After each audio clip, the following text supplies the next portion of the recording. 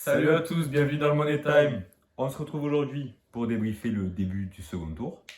Débrief des deux matchs de cette nuit qui opposaient le Heat aux Sixers et les Suns aux Mavs. Le premier, à chaque fois, qui affrontait les autres.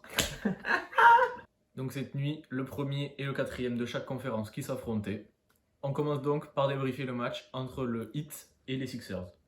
Une affiche donc assez intéressante, sauf que du côté des Sixers, on n'a pas de Joel Embiid pour au moins les deux premiers matchs. Voilà. Donc assez compliqué déjà que le Heat part quand même un peu favori par rapport à Philadelphie. Joel Embiid qui s'est blessé donc sur le dernier match de la série face aux Raptors et qui va donc beaucoup manquer pour Philadelphie. Il va falloir un réveil au scoring notamment de James Harden qu'on a un peu moins vu au premier tour. Donc on a un Game 1 qui se joue à Miami, avec le Heat qui prend l'avantage assez rapidement dans cette partie. On a quand même un retour dans le second quart-temps de la part des Sixers qui vont finir la première mi-temps à +1. Et dès la reprise de la seconde période, le Heat qui va repartir comme ils ont commencé le match, ils vont reprendre l'avantage assez rapidement avec toujours un bon Bam Adebayo. Forcément, face à Joel Embiid, ça aurait été compliqué, mais là, la porte est plus ouverte.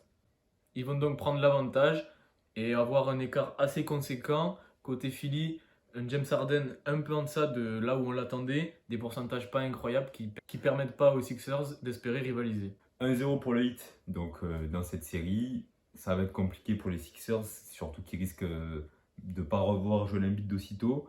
On est sûr qu'il ne reviendra pas au Game 2 à voir pour la suite de la série. Mais un Heat trop fort pour les Sixers et ça va être compliqué si Joel Embiid ne revient pas rapidement.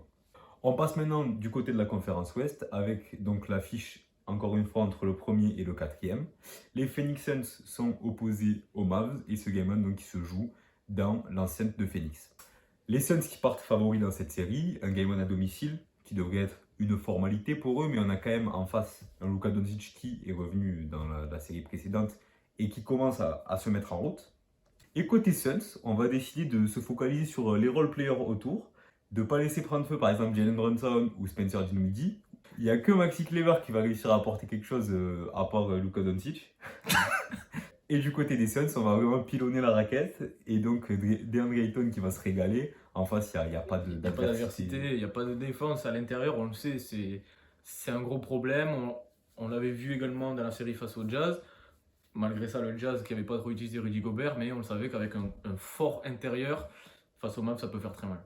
On a quand même un Luka Doncic qui va finir à 45 points hier soir, donc des stats encore une fois assez incroyables. Avec 12 rebonds et 8 passes, donc à deux doigts du triple-double. C'était assez impressionnant, mais trop seul. Un joueur qui finit à 45 points et dont le match se solde par une défaite, ça montre quand même qu'autour, c'est peut-être un peu juste. Et du côté des Suns, donc un DeAndre Ayton qui finit à 25 points, comme on l'a dit, il s'est régalé dans la raquette. Et à côté, ça a déroulé, Booker et Chris Paul assez tranquille. Premier match remporté par les Suns donc dans cette série qui mène maintenant 1-0. On va voir ce que Dallas va réussir à faire dans ce Game 2, s'ils vont réussir à prendre un match avant d'en jouer 2 à domicile dans leur enceinte à Dallas. Merci d'avoir regardé la vidéo. N'hésitez pas à vous abonner et à nous suivre sur Twitter. Et à bientôt dans le Money Time.